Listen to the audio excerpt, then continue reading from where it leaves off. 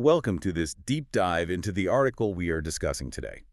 So imagine you're walking into a room, and before you say a single word or hand over a resume, you've actually already made a statement.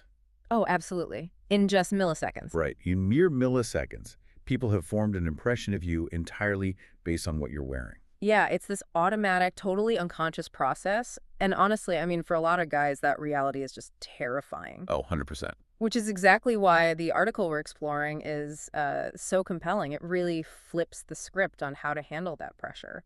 The core idea here is that looking good isn't about, just throwing money at designer labels. It's about training your taste like it's a muscle. Like a muscle, yeah. Yeah. Because there's this massive taste versus money myth out there.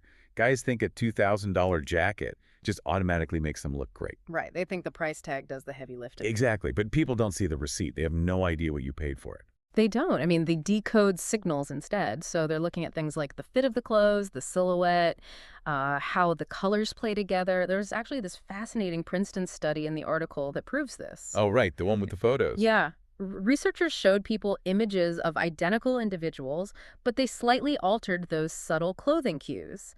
And participants consistently rated the subjects as more competent based purely on those cues. They completely ignored expensive logos. Wow. I mean, buying a luxury brand but getting the fit wrong, it's like buying a high-end sports car but you don't know how to drive a manual transmission. That is a great analogy. It just stalls out. Mm. But, if execution matters more than cost, why is getting dressed still such a frustrating experience for so many men?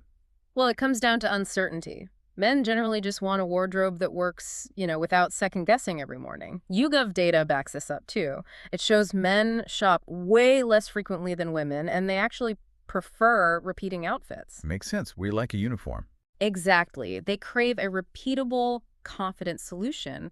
So when they doubt their own taste, they look for a silver bullet, which is usually technology. Right. Enter the AI styling apps. I mean, an app Yeah. that tells you exactly what to wear sounds like the perfect fix. It sounds great until you realize these apps fall into this trap of algorithmic sameness because AI relies on past clicks and aggregate trends, right? Right. So it's capturing what the masses do, and Yeah. that results in outfits that are safe and polished, but honestly, incredibly forgettable. It's just churning out the mathematical average of everyone else. Wait, hold on.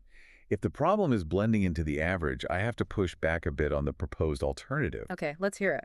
Well, we're talking about Robert Cialdini's concept of social proof, right? Like in times of uncertainty, looking to peers or mind-like individuals to rate your outfits. Right, getting feedback from a community. But if we're just copying what a community rates highly, aren't we just crowdsourcing our identity? Like, how is that actually any different from an AI averaging things out? Oh, that's a really crucial distinction, actually. See, AI gives you the mathematical average of everyone's behavior, but a community of peers, it acts more like a mirror.